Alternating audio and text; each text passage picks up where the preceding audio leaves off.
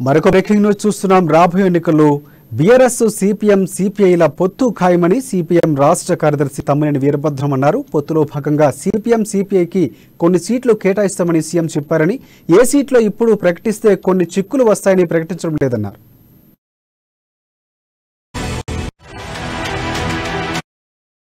కొన్నేళ్లుగా బీఆర్ఎస్తో కలిసి పనిచేస్తున్నాయని, ఇక కమ్యూనిస్టు పార్టీలు ఇటీవల జరిగిన ఉప ఎన్నికల్లోనూ సీఎం కేసీఆర్కు మద్దతు ప్రకటించిన విషయం తెలిసిందే.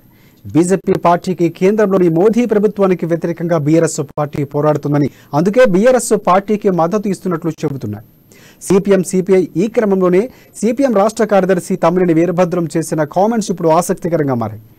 సిపిఎంకి పాలేరులో సీటు ఖాయమని బహిరంగంగానే ప్రకటించడం కూడా విశేషం.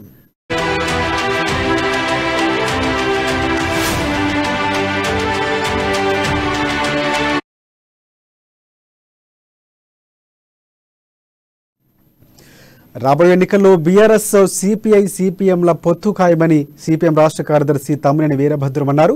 పొత్తులో భాగంగా సిపిఎం సిపిఐకి కొన్ని సీట్లు కేటాయిస్తామని సీఎం చెప్పారని, ఏ సీట్లో ఇప్పుడు ప్రకటిస్తే కొన్ని చిక్కులు వస్తాయని ప్రకటించడం లేదన్నారు.